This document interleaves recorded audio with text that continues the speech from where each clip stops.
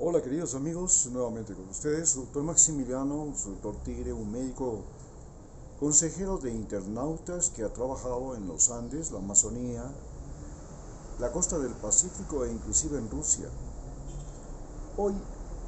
continuaremos con nuestro análisis de lo que pasa en Perú y cómo este país llegó a convertirse en un narcoestado, en un estado de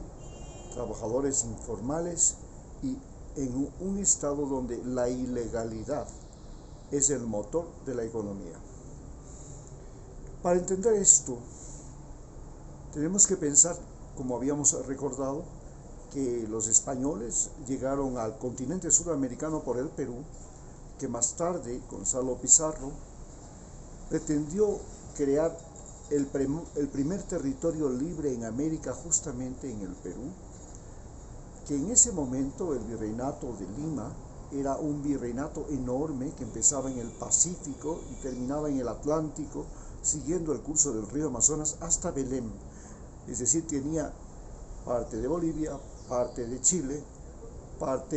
tenía parte de Chile, no todo, porque el sur de Chile todavía no lo lograban conseguir, tenía Perú, tenía lo que es ahora la Real Audiencia de Quito, Ecuador, y desde aquí se iba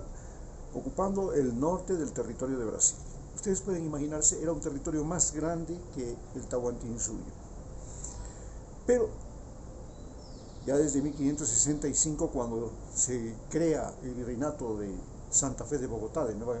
Granada, pues el puerto de Lima, que era pues el puerto más rico del sur de Sudamérica, porque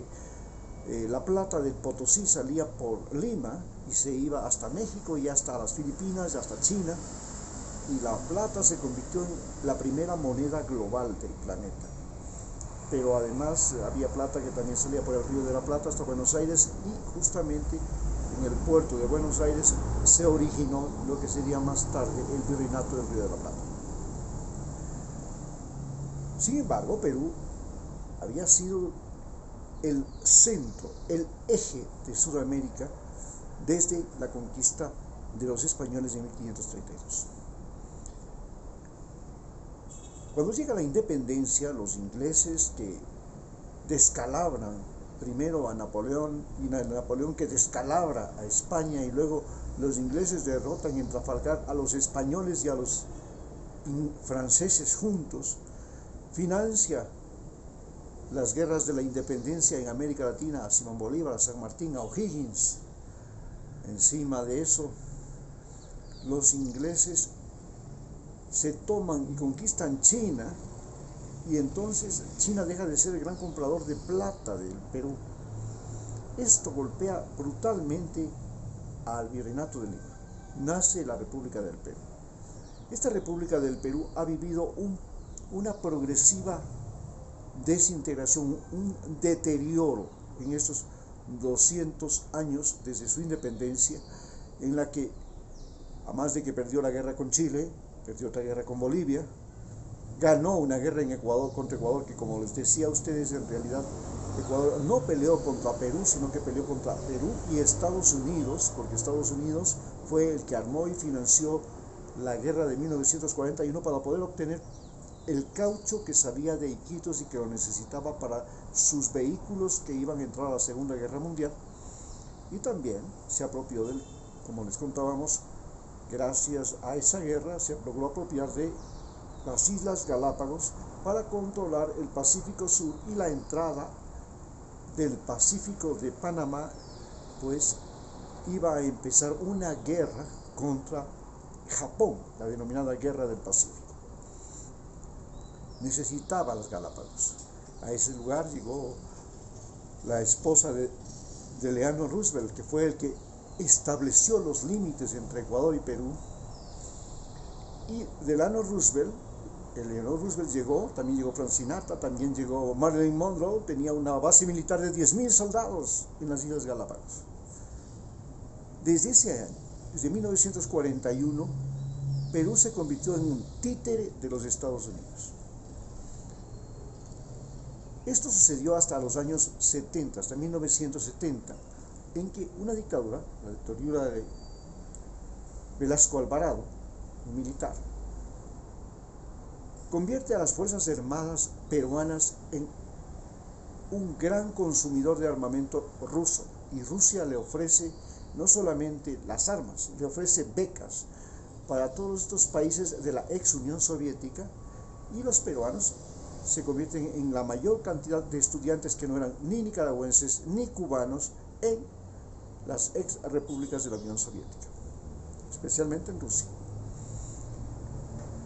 Más tarde, cuando llega el siglo XX,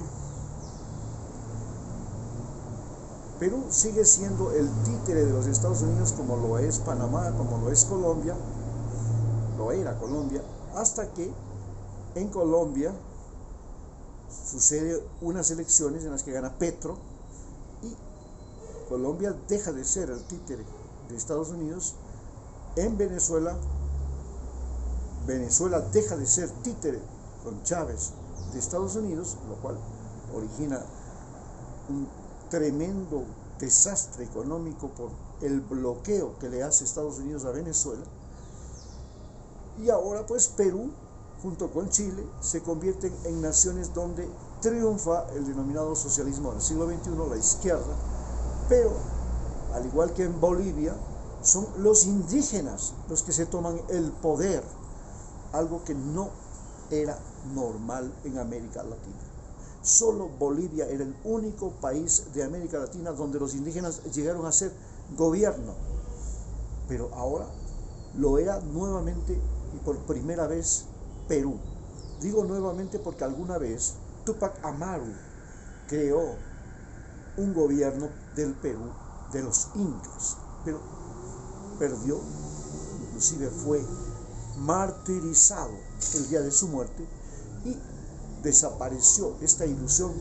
de un territorio indígena en América libre del poderío europeo. Bolivia se ha convertido en el mal ejemplo, y cuando surge